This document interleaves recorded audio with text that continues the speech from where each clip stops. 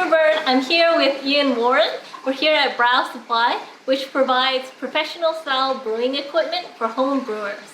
So Iain, what are we doing in today's video? Today we are brewing a 10-gallon batch of beer on our Unibrau Pro version 2 system. We're doing a malty Vienna Lager hopped with Tettnanger and Saaz hops, and then we're fermenting it with Zapsplat 3470. Ooh, sounds good.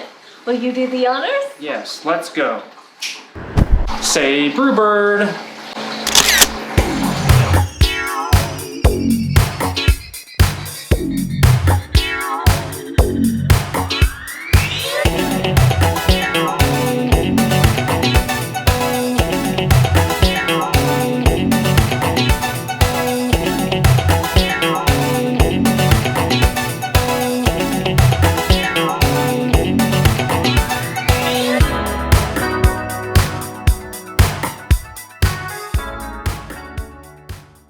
The Unibrau Pro System is a home brewing system made up of two main vessels.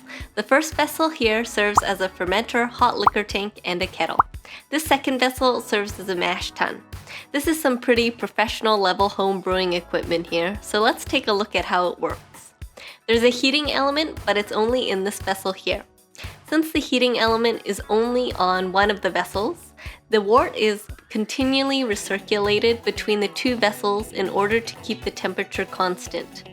Today we're brewing a Vienna Lager. So to start, we'll first fill our HLT tank with water. You also have the option to fill the cooling jackets with water too. We're going to do that as well. The heating element will heat up the liquor that's inside the vessel, and through indirect heat transfer, the liquor in the cooling jacket will also be heated. During this heating up process, we'll look at the controller to ensure that we reach the required temperature, and then we'll start recirculating the hot liquor between the two vessels. The temperature difference between the two vessels usually fluctuates around 3 to 10 degrees Fahrenheit due to heat transfer loss. So you've got to keep that in mind when you're mashing in. We've moved 20 liters of hot liquor over to the mash tun. We want our mash-in temp to be 125 degrees Fahrenheit. So the temperature in our hot liquor tank will need to be higher than this to account for heat loss through transfer. We'll add in our brewing salts, 2 teaspoons of chalk, which will help bring out the malt character, and then we'll add in 2 teaspoons of gypsum as well to harden the water.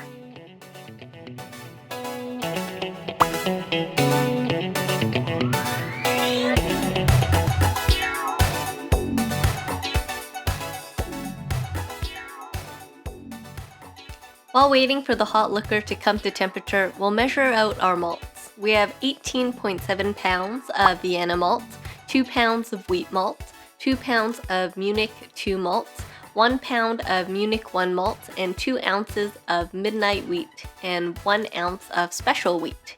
Here at Brau Supply, we have this handheld drill which turns the rollers in the mill so we can crush our malts.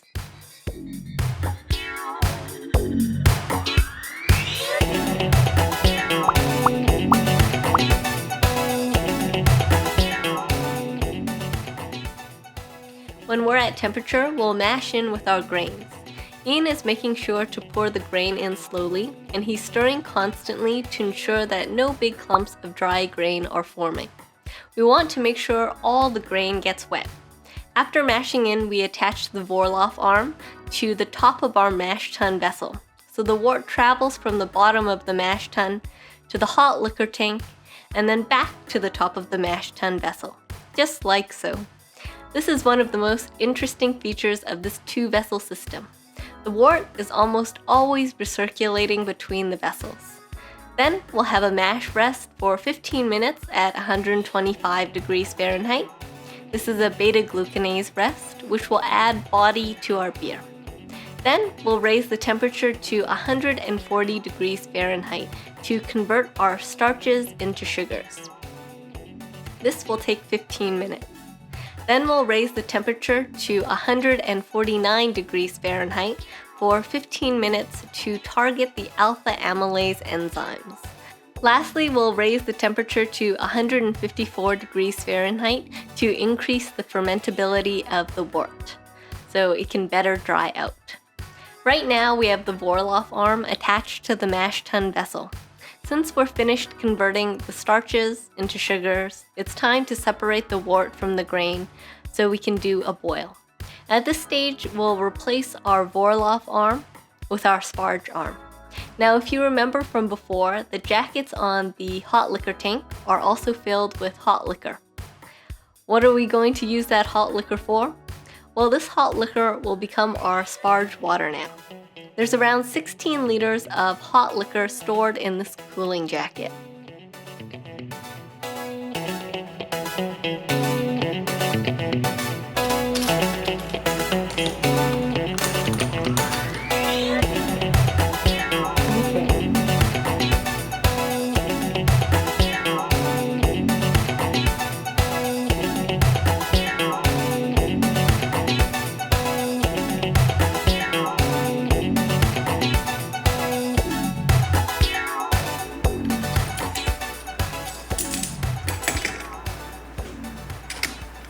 The wort is being transferred over to the fermenter, and we'll start the sparge as well.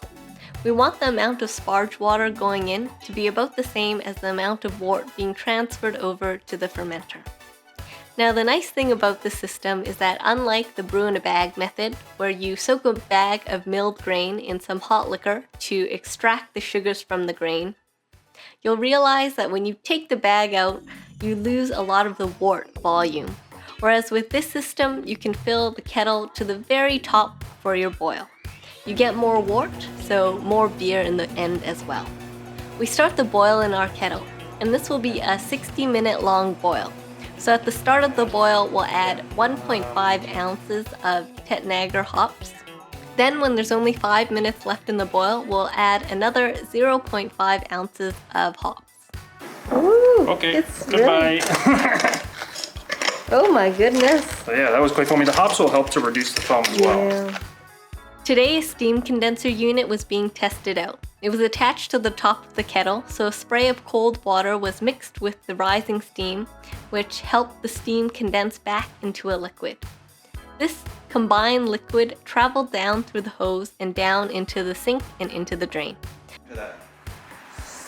Uh-oh. We need some... Did it leak out of here? Yeah, out of this. This, I need to put tape on that. Oh yeah. Oh, no, you shouldn't. There's the gasket's missing. Oh, The rubber gasket's gone. It's disappeared. I don't know. That's great. It's not running into there.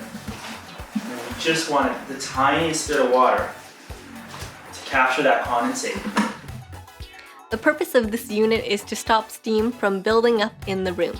Over the long term, the steam or moisture can encourage mold growth, so this is just a way to get rid of the steam.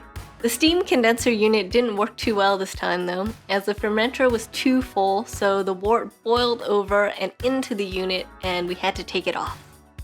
After the boil, we'll start the whirlpool. When this vessel was initially set up for the brew day, we put in an elbow-shaped pipe which faces slightly downward and towards the wall of the vessel. We're going to attach a hose from the racking port to the whirlpool port on this vessel. The pressure of the liquid coming out of the elbow pipe will create a vortex in the center of this vessel, or a whirlpool. This motion will encourage the hop trub to settle to the center and bottom of the vessel. We'll whirlpool for 10 minutes, and then afterwards we'll start cooling the wort down. We'll attach a hose from the sink faucet to the cooling jacket. The cooling water will fill up the jacket, and the heat from the hot wort will be transferred to this jacket. The now warm water will leave the system from this outlet port and through the hose and down the sink drain, and will bring the temperature down to 10 degrees Celsius. Once the temperature of the wort is down to 10 degrees Celsius, we'll remove the trub from the vessel by opening the bottom drain pipe of the fermenter. clean. Is that like star sand? Star sand, yeah.